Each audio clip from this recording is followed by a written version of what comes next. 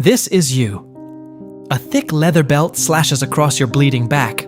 Your father, a bitter customs officer, strikes you again. You were born into a painfully dull border town, a place where dreams just evaporate. He wants to beat the stubborn arrogance right out of you, break your will, and force you into the life of a miserable civil servant. He wants you to live a safe and quiet life, rotting away in obscurity just like his own. But the brutal beatings do not teach you obedience. They only fuel your deep contempt for his pathetic existence.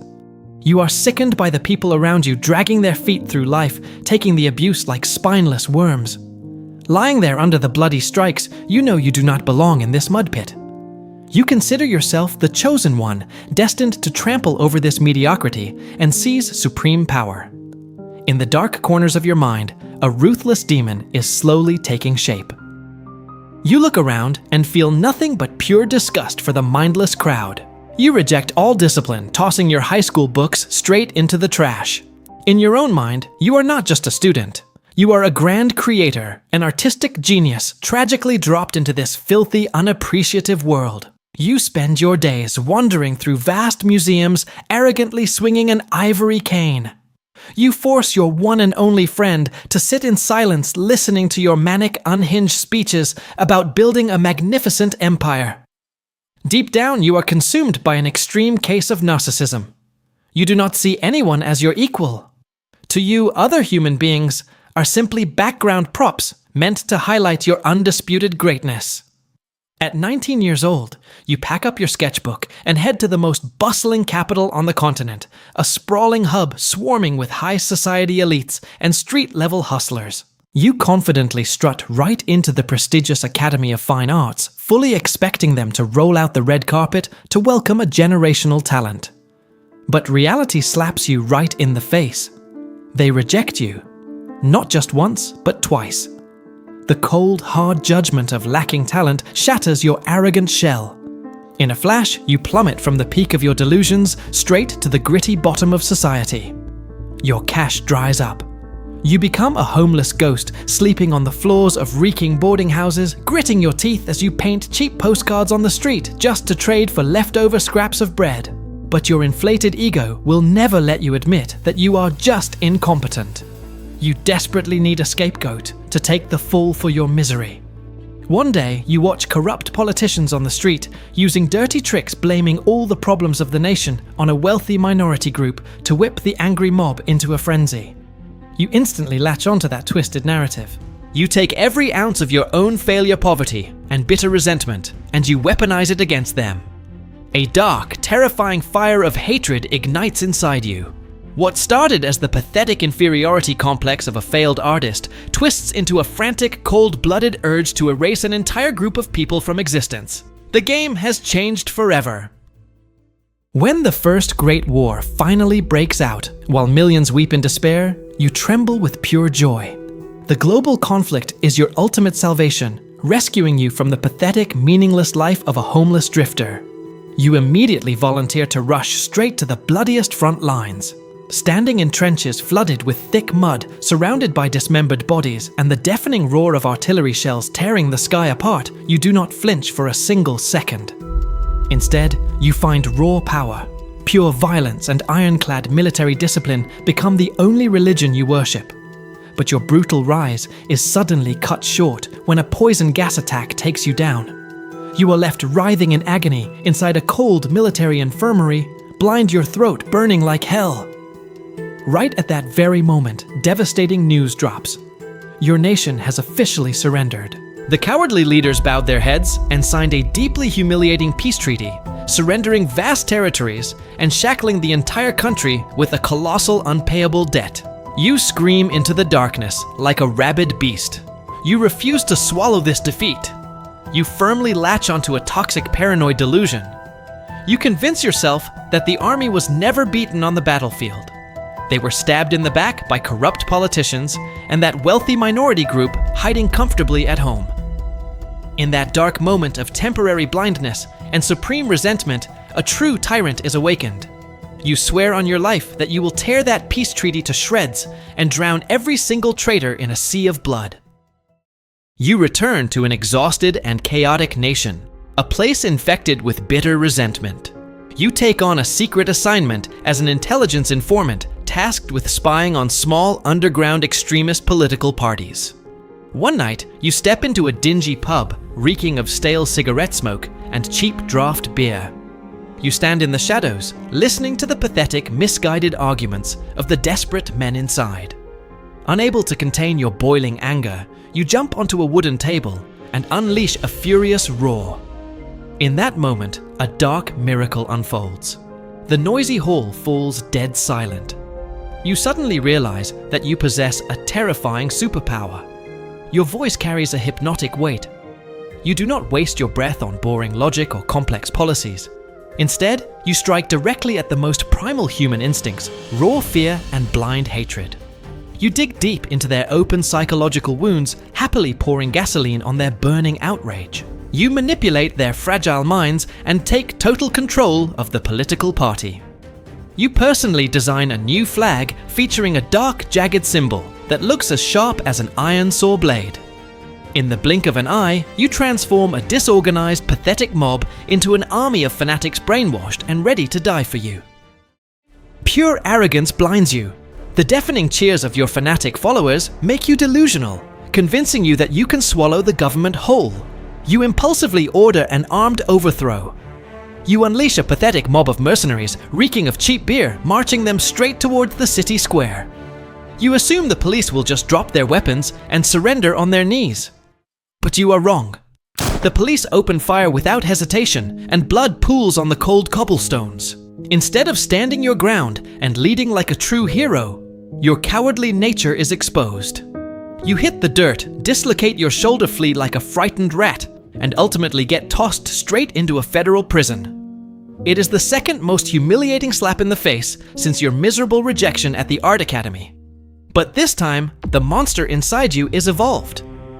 You brilliantly flip the script by turning your public trial into a preaching stage. You crown yourself a living martyr for the nation.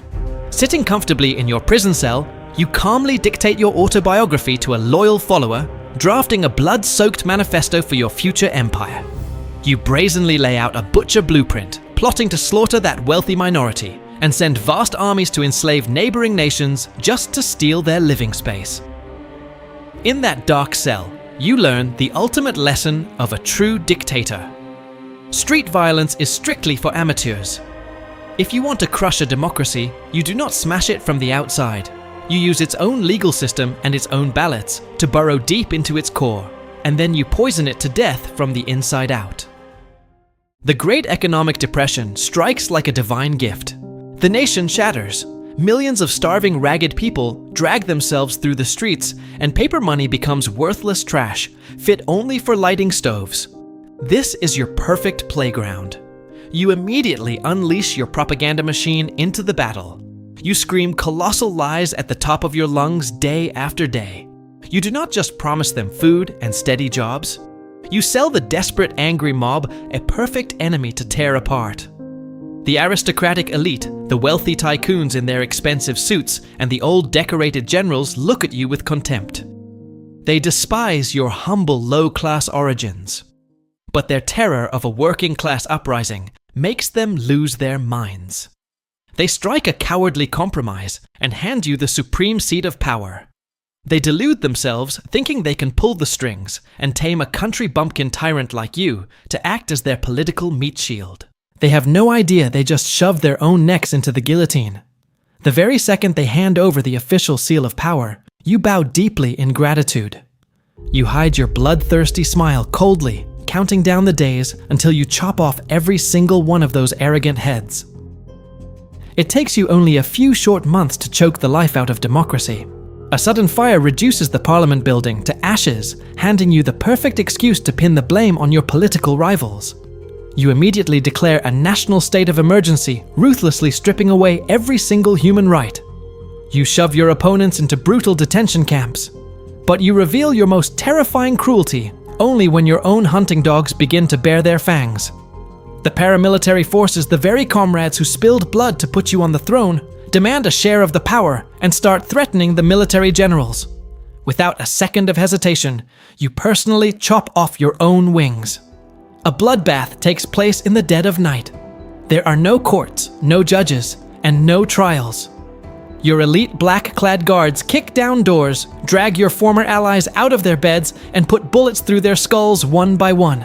The next morning, stepping over puddles of fresh blood, you declare to the world that you are the supreme law. Those old generals who once looked at you with deep contempt are now drained of color. Terrified, they fall to their trembling knees, swearing unquestioning loyalty to you personally. The totalitarian yoke slams shut. With absolute power in your hands, you lock down the nation, transforming it into a colossal weapons factory. You bleed every resource dry just to forge mountains of ammunition and assemble heavy steel tanks. Your totalitarian grip reaches down into the cradles. You rip children away from their families, brainwashing their fragile minds with a sick supremacist ideology.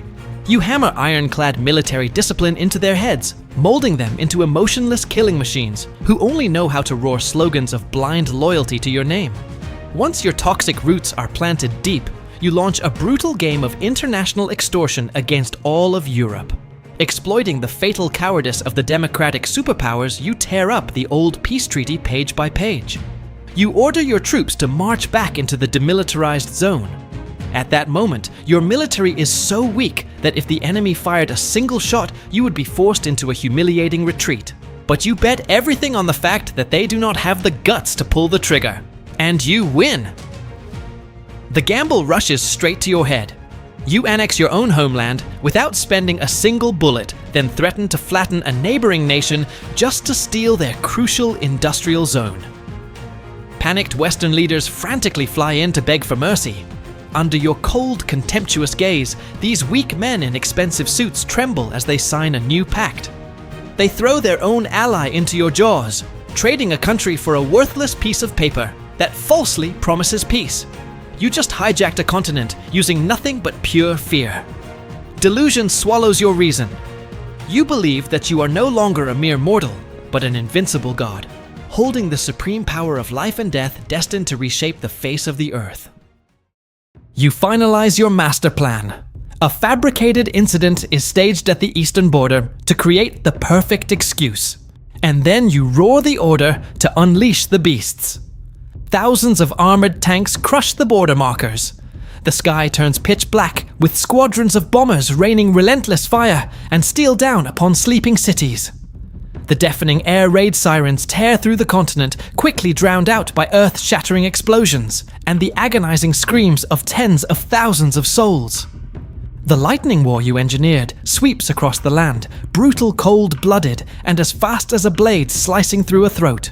You rip the veil of peace to shreds, throwing all of humanity into a colossal slaughterhouse. Your bloodlust spirals out of control. Just as your war machine finishes swallowing the West, sheer arrogance pulls your strings once again. You backstab your temporary ally, driving millions of soldiers eastward to invade a vast empire, diving headfirst into a deadly two-front war trap. But you do not stop there. In a fit of blood-drunk madness, you personally declare war on the ultimate industrial superpower across the ocean, dragging the strongest nations on the planet into a global siege against yourself. Beneath those thick, toxic clouds of bomb smoke, your supreme cruelty is elevated into a dark, industrialized monopoly. You construct a cold-blooded system designed solely to erase human existence in the shadows. Millions of innocent people are packed like livestock into one-way freight trains sent deep into the abyss, never to return. You do not just wage a global war. You twist a nation into the most ruthless industrialized killing machine that human history has ever witnessed. Supreme arrogance always breeds a humiliating death. Under the crushing weight of the world, your war machine shatters. Enemies sweep in from every direction, mercilessly trampling your once glorious empire into a smoking pile of rubble. From a self-proclaimed supreme lord, you are now cowering like a trapped rat inside a suffocating concrete bunker, buried deep beneath the burning capital. Your physical body is a total wreck, your hands trembling from a heavy cocktail of chemicals and drugs. With paranoid, bloodshot eyes, you stare obsessively at tactical maps, furiously screaming orders to ghost armies that have long been reduced to corpses. You feel zero remorse.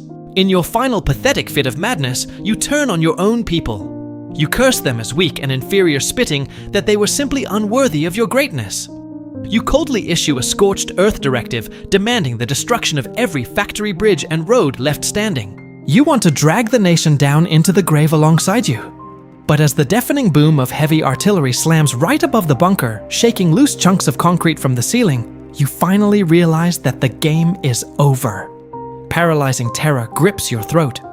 Terrified of being captured alive, dragged to the public square, and strung up by your feet like a slaughtered animal, you choose the most cowardly exit possible. A cyanide capsule is crushed between your teeth, followed by the dry, deafening crack of a pistol, firing a single bullet into your head. Your lifeless body is dragged to the surface, soaked in cheap gasoline, and set ablaze in a bomb crater. The tyrant who dreamed of choking the earth, the monster who pushed tens of millions into a global slaughterhouse, ultimately becomes nothing more than a pile of foul-smelling ash blowing away in the wind.